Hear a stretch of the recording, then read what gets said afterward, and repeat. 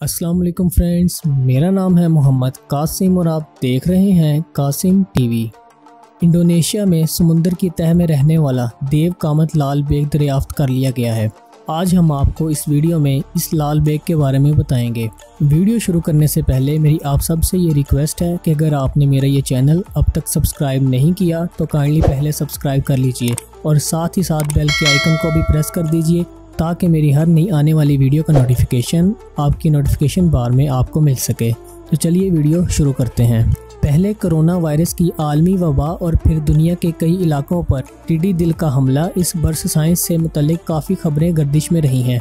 अब इंडोनेशिया में साइंसदानों ने ऐलान किया है कि उन्होंने साइज के लिहाज से दुनिया का सबसे बड़ा क्रिस्टेशियन में से एक को दरियाफ्त कर लिया है, जिसे उन्होंने बड़ा लाल बेग कहा है। केकड़े और झींगे वगैरह क्रिस्टेशियन खानदान से ताल्लुक रखते हैं। इस नई मखलूक का ताल्लुक बिथेनोमस किस्म से है, जो ऐसे बड़े जानवर हैं जिनके जिस्म खुरदरे और सख्त होते हैं और वो देखने में घुन की तरह होते हैं, लेकिन उनसे बहुत बड़े होते हैं। ये गहरे पानी में रहना पसंद करते हैं। ये बिथेनोमस कासा इंडोनेशिया के जावा जज़ायर और समाट्रा के दरमियान समुंदर में 957 से 1259 मीटर गहराई में पाए जाते हैं। इंडोनेशियाई जुबान में रकासा का मतलब देव कामत होता है। इसके अलावा ये बहरे हिंद में भी मौजूद हैं। जवान होने पर इन लाल बेगों का साइज 33 सेंटीमीटर तक हो जाता है, जो बहुत बड़ा साइज समझा जाता है। बिथेनोमस की दूसरी इकसाम सर से दुम तक 50 सेंटीमीटर तक बड़ी हो सकती है। इस तहकीक की क़यादत करने वाली और Indonesian institute of sciences LIPI से मुंसलिक कोनी मार्गरेटा कहती हैं, इस तरह के जानवरों के खानदान में ये साइज के लिहाज से दूसरी बड़ी किस्म है। इस वक्त दुनिया में ऑस्पोर्ड्स की सिर्फ 7 इकसाम के बारे में मालूमात फराहम की जा चुकी हैं। ये पहली मरतबा है कि इंडोनेशिया के गहरे समुंदर में बिथेनोमस दरियाफ्त किया गया है। तहकीक करने वाली टीम का कहना है कि इस इलाके में बहुत कम तहकीकी काम हुआ है। LIPI में हयातात के शोबे के सरबराह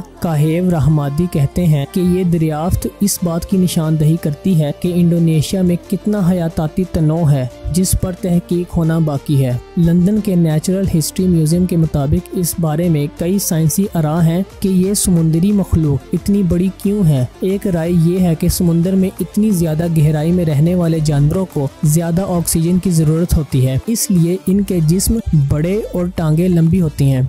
इनके बड़े होने की एक वजह यह भी है कि समुद्र में इतनी गहराई में इनको शिकार करने वाले जानवर कम होते हैं, तो उन्हें बआसानी बड़े होने का मौका मिल जाता है। इसके अलावा बिथेनोमस कबीले के जानवरों के जिस्म में कम गोश्त होता है, मसलन केकड़ा। इस वजह से दूसरे शिकारी जानवरों को इनमें कम दिलचस्पी होती है। इन जानवरों के सर में लंबे एंटीना होते हैं जो तारीकी में इन्हें चलने में मदद करते हैं।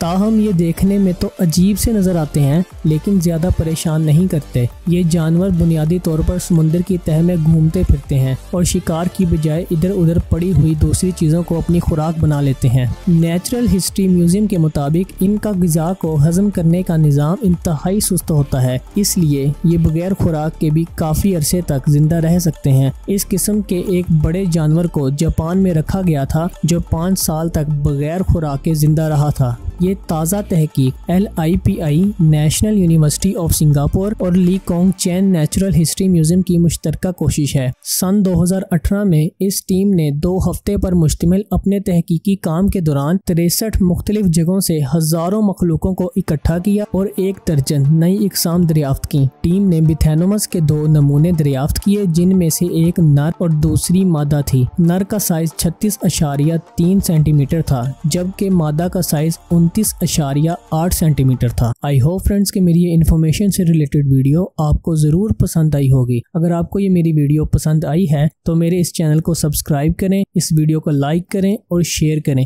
और अपनी कीमती राय का इजहार कमेंट बॉक्स में जरूर कीजिएगा। मिलते हैं आपसे नेक्स्ट वीडियो में, तब तक के लिए अल्लाह हाफिज।